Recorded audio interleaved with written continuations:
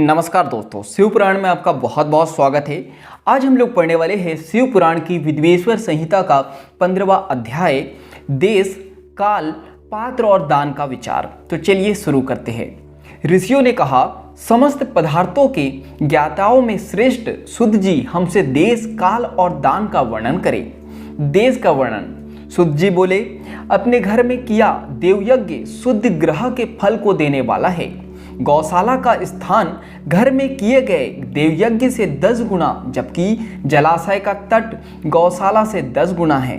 एवं जहाँ तुलसी, बेल और पीपल वृक्ष का मूल हो, वह स्थान जलाशय तट से भी 10 गुना महत्व देने वाला है। देवालय उससे भी अधिक महत्व रखता है। देवालय से 10 गुना महत्व रखता है तीर्थ भूमि का तट। उससे भी श्रेष्ठ है नदी का किनारा तथा उसका 10 गुना उत्कृष्ट है तीर्थ नदी का तट। इससे भी अधिक महत्व रखने वाला है सप्त गंगा का तट, जिसमें गंगा, गोदावरी, कावेरी, ताम्रपर्णी, सिंधु, सरयू और रेवा नदियां आती है। इससे भी 10 गुना अधिक फल समुद्र का तट और उससे भी 10 गुना अधिक फल पर्वत चोटी पर पूजा करने से होता है। और सबसे अधिक महत्व का स्थान वहाँ होता है जहाँ मन रम जाए, यानी जहाँ मन लग जाए। काल का वर्णन, सतयुग में यज्ञ, दान आदि से संपूर्ण फलों की प्राप्ति होती है। त्रेता में तिहाई, द्वापर में आधा, कलयुग में इससे भी कम फल प्राप्त होता है। परंतु शुद्ध हृदय से किया गया पूजन फल देने वाला होता है। इससे 10 गुना फल सूर्य संक्रांति के दिन, उससे 10 गुना अधिक फल तुला और मेष की संक्रांति में तथा चंद्र ग्रहण में उससे भी 10 गुना फल मिलता है। सूर्य ग्रहण में उससे भी 10 गुना अधिक फल प्राप्त होता है। महापुरुषों के साथ में वह काल करोड़ों सूर्य ग्रहण के समान पावन है, ऐसा ज्ञानी पुरुष मानते हैं। पात्र वर्णन, तनोनिष्ठ योगी और ज्ञाननिष्ठ योगी पूजा के पात्र होते हैं, यानी पूजा के लायक होते हैं, क्योंकि ये पापों के नाश के कारण होते हैं। जिस ब्राह्मण ने 24 लाख गायत्री का जाप कर लिया हो, वह भी पूजा का पात्र है। वह संपूर्ण काल और भोग का दाता है। गायत्री के जाप से शुद्ध हुआ ब्राह्मण परम पवित्र है। इसलिए दान, जाप, होम और पूजा सभी कर्मों के लिए वही शुद्ध पात्र है। स्त्री या पुरुष जो भी भूखा हो, वही अन्य दान का पात्र है। जिसे जिस वस्तु की इच्छा हो, उसे वह वस्तु बिना मांगे ही दे दी जाए, तो दाता को उस दान का पूरा फल प्राप्त होता है। याचना करने के बाद दिया गया दान आधा ही फल देता है। सेवक को दिया दान चौथाई फल देने वाला होता है। दीन ब्राह्मण को दिए गए धन का दान दाता को इस भूतल पर 10 वर्षों तक भोग प्रदान करने वाला है।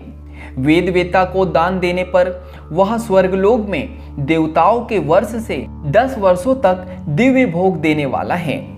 गुरु दक्षिणा में प्राप्त धन शुद्ध द्रव्य कहलाता है। इसका दान संपूर्ण फल देने वाला है।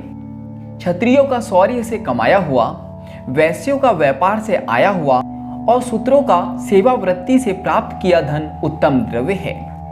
दान का वर्णन, गौ, भूमि, तिल, स्वर्ण, घी, वस्त्र, धान्य, गुड़, चांदी, नमक, कोहड़ा और कन्या नामक 12 वस्तुओं का दान करना चाहिए।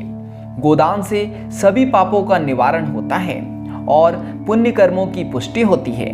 भूमि का दान परलोक में आश्रय देने वाला होता है। तिल का दान बल देने वाला तथा मृत्यु का निवारक होता है। स्वर्ण का दान वीर्यदायक और घी का दान पुष्टिकारक होता है। वस्त्र का दान आयु की वृद्धि करता है। धान्य का दान करने से अन्न और धन की समृद्धि होती है। गुड़ का दान मधुर भोजन की प्राप्ति कराता है। चांदी के दान से वीर्य की वृद्धि होती है। लवण के दान से षड्रस भोजन की प्राप्ति होती है। कोहड़ा या कुष्मांड के दान को पुष्टिदायक माना जाता है। कन्या का दान आजीवन भोग देने वाला होता है।